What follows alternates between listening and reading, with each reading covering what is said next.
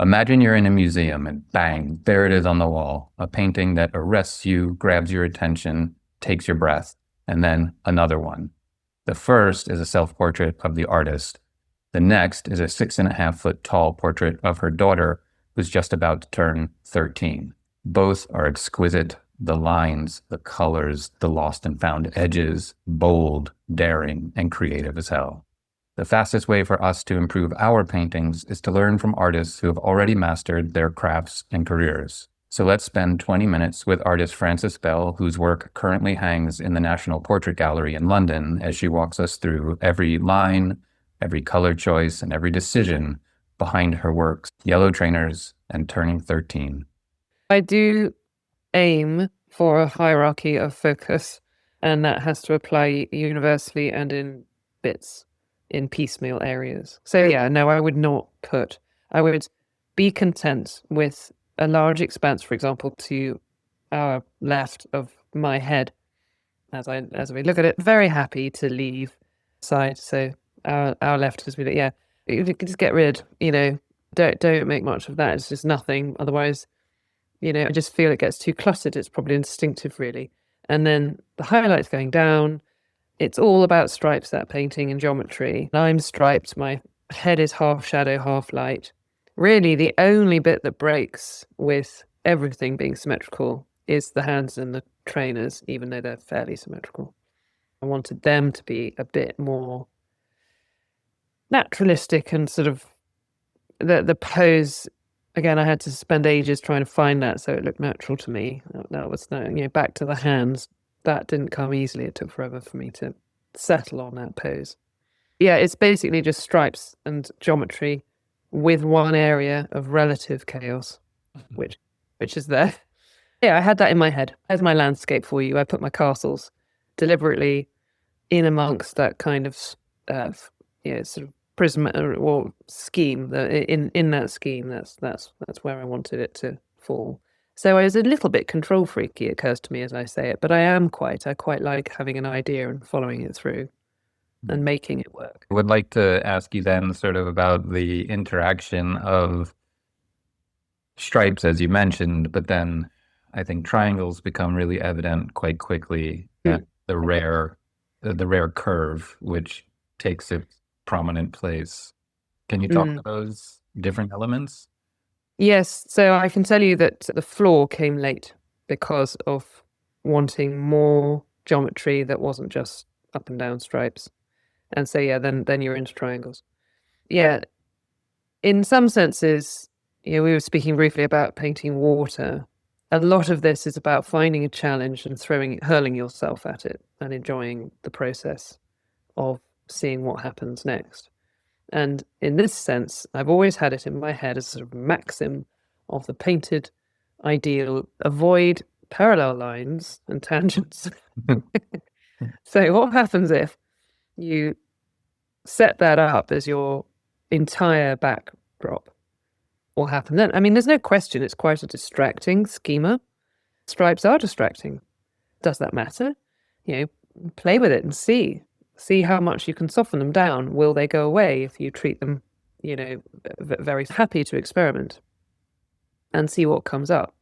So solutions-wise here, the background is actually a very grey affair.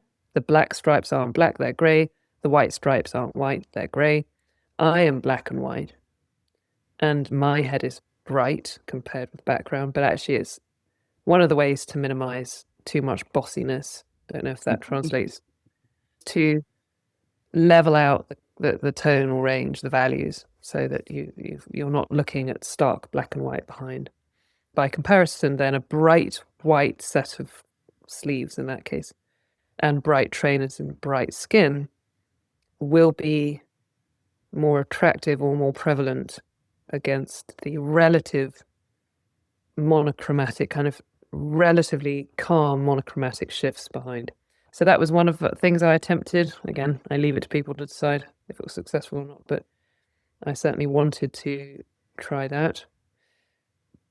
I can't think of any other explicit things I remember thinking at the time. It's hard actually because you, as you know, when you're painting, you change your thoughts a lot as you go along. Yeah. I think this highlight journey too is up to the glasses. It's a lovely journey here to the things down here. I ask you about your your lines. For me, these are really I draw a lot and I'm very fascinated by your use of line. So in various in certain places you use these lines and it's in many of your paintings. They're quite beautiful. Ask a very simple question, but do you consider this a line or a shape and does it matter to you? Think you are a draftsman because you have asked that question. As a painter, it's a stroke. So it's a stroke for me. Yeah, if you were drawing that, you would have to think about it because I mean, obviously, unless you've got, I'm not sure how you go about it, but in my mediocre drawing world, I would have to sort of draw that out and define it, and then think about, So it'd become a shape as it would become a shape, yeah, because inevitably it's a shape. If your world is composed of paintbrushes, obviously it's the potential for it is that it's kind of a line because it's just going to be one stroke. Yep. I would say they're replicated everywhere. And then sometimes a stroke with a brush, which you will then assiduously, determinedly get rid of in order to blur it out. You take a dry bristle brush and kind of get rid. So you don't want a line there at all, but you want something said. So you're kind of going with less is more in a big way. That happens a lot with me as well. And I love that often in my mind, these strokes are not the darkest value, though they're quite important and they have defining qualities. But I could see an urge to make them overdo them and make them black. And often what you're doing is you're subverting that with just a wonderful medium value and more chroma as the way to translate that. Yeah. Is that right, or am I off base on that? Yes. No, I would be cautious about slapping black lines around. And the same goes for white ones. For example, there's a highlight on my watch, which is white. And as you say, the highlight journey up to the glasses, those are the white ones. The others aren't really.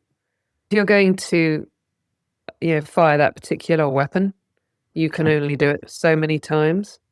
You can still create this sort of glowing fabric, like I wanted the light to bounce around in my lap between the sleeves. And it wasn't like that at all. It's actually quite a dark room where I was sitting. You can kind of see the actual light in the room by looking at my face.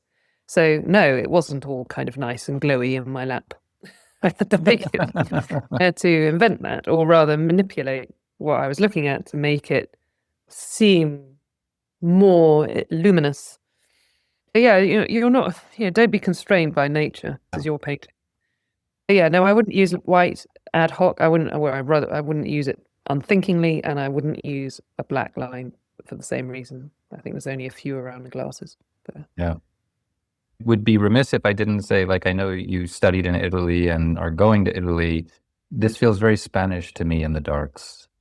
No, I like it. I'll take it. Are you not Velasquez was our god, so that's fine. Yeah. Someone you have looked at deeply? I love Sorolla. Yeah, I love Sorolla. Okay. I'd absolutely take that and run, definitely. Can we talk about this painting? Mm-hmm. Yeah, this one is a bit different, actually. Yep. So I knew a bit more about what I wanted before I started that painting than it wasn't just a simple question of let's see what happens with stripes and geometry. I wanted geometry, but I wanted it to be a bit more like Mucha, a bit more Art Nouveau, a bit more kind of funky and posterish, like 13-year-olds like, combined with my style of painting. Like I really wanted to get into the ankle and the feet and the elbows and obviously her head.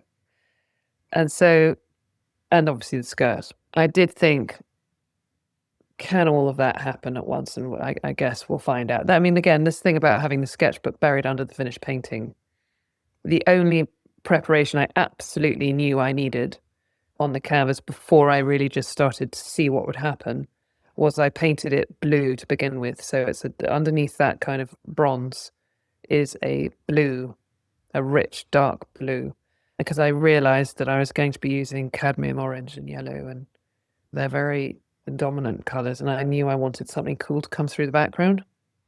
So that that was my forethought. That was the full extent of it.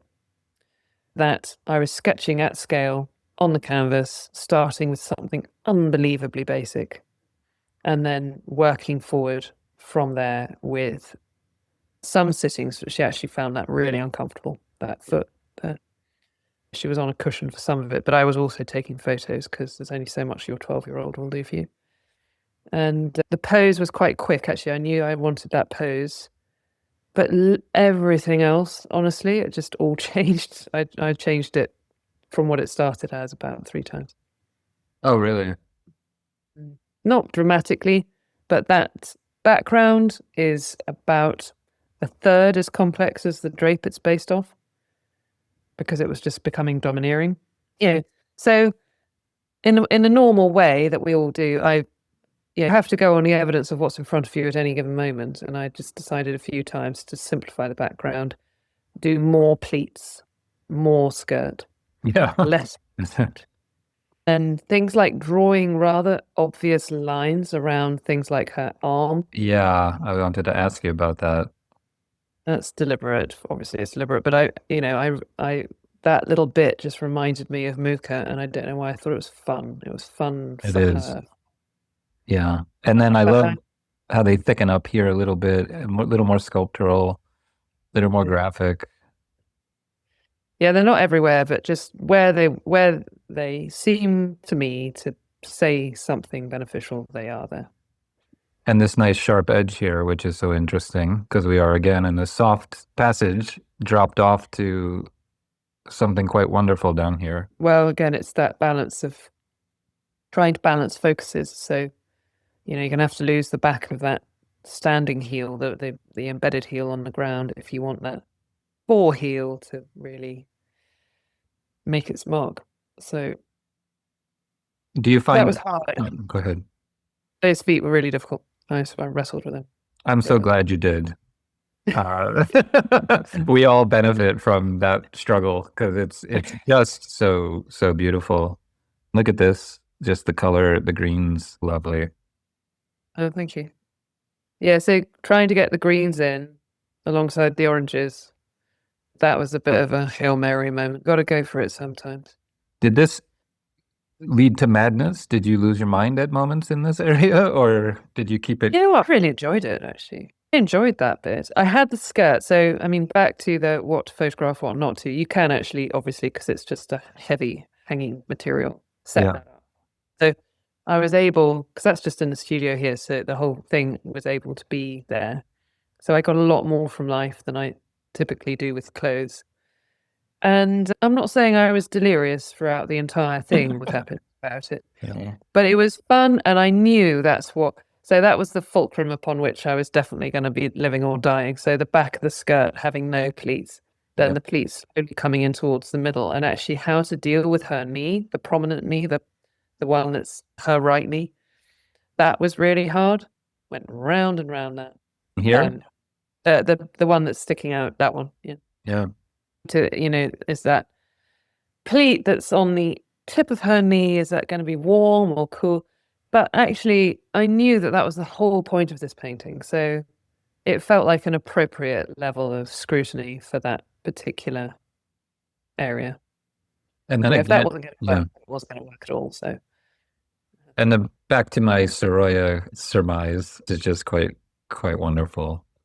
yeah, thank you. Well, it's actually about £15 worth of horrible clothes from New Look. I don't think you have New Look over We there. don't, but I could imagine. Primark for teenagers. I had to poof it out, but make it larger. But actually, it was just the right thing in the end. But yeah, I do think of her. She's got quite some of those Velasquez. So the bob, she's got a massive hair, very, very thick hair. So when she has a bob, it's a very broad structure at the bottom. And she often does have a bob. So there was something very Spanish about watching her going around. And I thought, well, maybe I'll do it now with that hair before she grows it out. I'm just noticing this dramatic temperature shift in the darks from her hair to the shirt. Yeah, the shirt's quite important, actually, doing some blue work that's Yeah. not the greens. Right. Basically, the painting is is a conversations of greens and oranges and yellows, and just occasionally you got to have A some foil. blue. Yeah. You had some down here. I noticed some line work. That is this the original blue background that you left? No, no, but it's really close to it. So I changed again back to the endless discussion that I had with myself on that color came back late in order to. So it's actually pretty thick, and it's not that. I think I scraped it down a few times, but we were clearly losing some of the blue coming through, and so I went back over it with a bit of a kind of russet color, but also the blue had to come back, and so it came back there. And there's some of the lines around, so the sort of Muka-esque areas, they also have a whiff of blue in them, and some of the dots. But really, it was an exception. Mostly, it's a painting about green and yellow, So lovely. orange. Just curious, timing wise, if Mm. no, that's my indulgence, if you wouldn't mind. When this happened, the greens here, are they Oh, late? late. Yeah. No, I couldn't. I'm not trained in color. This has come to me as an interest since I left school. I mean, I don't think I'm insulting my wonderful studio, Charles Cecil Studios, by saying that we don't tend to spend a lot of time on it. If you're going to take up a lively interest in the chromatic world, it will be after you leave. So I'm sure there's some clever things I might have known and done differently. But for me, if I'm putting in an accent of color, I will do it late. It's based off values, and then my color interests arrive relatively late.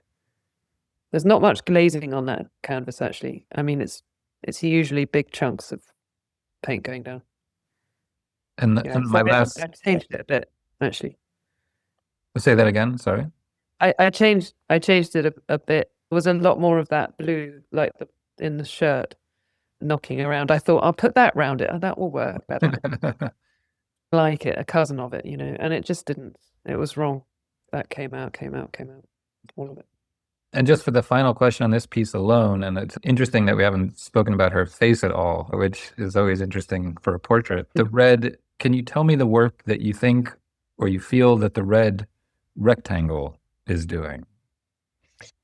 I always had it in because it's on the drape, so it's a bit of an accident of the actual fact that that's how the drape is made. And also there's stripes going down from there Yeah. all the way to the floor, and I had more decisions to make, like on the floor, am I going to have a floorboard here, because there's a floorboard just on her toes there, and then a suggestion of another one. I decided I would just have one and it would be sketchy. So I view that in a context with those lines, so the rectangle and those lines going down and out of the painting. Feel that it's a bit dramatic and theatrical, and it suited her. The rectangle was also, it had a slightly more modern feel, just to sort of to have something, again, something geometric rather than pure naturalism.